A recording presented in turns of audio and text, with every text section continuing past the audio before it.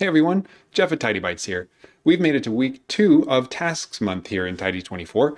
Last week, we worked on clarifying your commitments. That means, where are you spending your time? Now, here in week 2 of Tasks Month, your job is to schedule your anchors. And by that, I mean to get the most important activities onto your calendar. So how do we do this?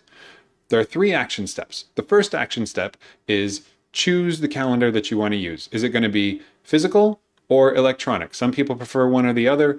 It doesn't matter as long as whatever you pick works for you and feels not tedious. It should be as easy as possible to minimize that friction so that you don't dislike the process of managing your calendar. If you're already using a calendar, you can either just continue using it, or for the sake of this exercise, you could try something new, whether it's just a new copy of what you're already doing, especially if it's printed, or a totally different app if you've been using one and want to try this experiment in a different one.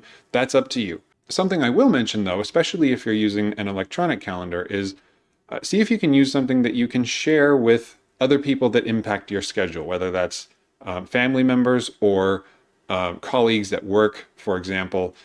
If other people are aware of how you're trying to spend your time, it's much easier for you to stick to it, both in terms of accountability, because they can check in on you and say, hey, how's it going?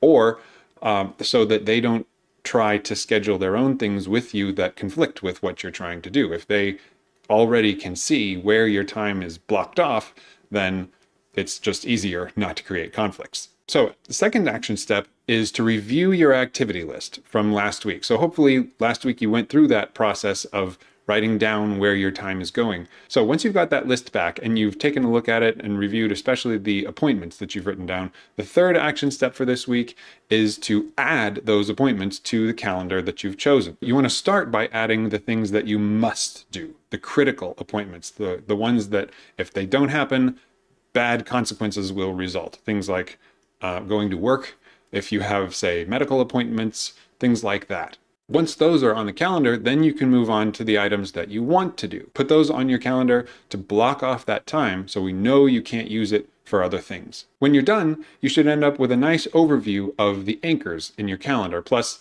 maybe a few others that fit in around them. So at this point, your calendar might be very full, or it could be largely open, depending on how your life is currently going. We will work on the tasks that don't have a set time next week, but until then, focus this week only on staying true to what you put on the calendar today. If, as you go through this week, you discover things that you either forgot or had on the calendar but couldn't do, that's okay. Just add the things that were missing as you discover them, and note, if you can, what made the stuff that didn't get done unachievable. So for a quick review of Tidy 24 Tasks Month, week 2, you want to schedule your anchors. So first, choose a calendar. If you're not already using one, it can be either physical or electronic, whichever works for you. Then 2, review your activity list from last week, especially the appointments. And 3, add those appointments, first the critical ones, and then anything else that you still want to do that fits around the critical ones. And remember, all these exercises provide an opportunity to think about where your time is going. If you're making the effort to go through this process, you're probably already willing to make changes that will help. So give yourself the freedom to shake things up a bit, cut out things that aren't necessary or fulfilling, even if you've been doing them for a long time. You might be surprised at how much time you can reclaim for the things that matter more to you. That's it for this week. Let me know in the comments if you have any questions or your own suggestions for fitting things into your calendar. See you next week.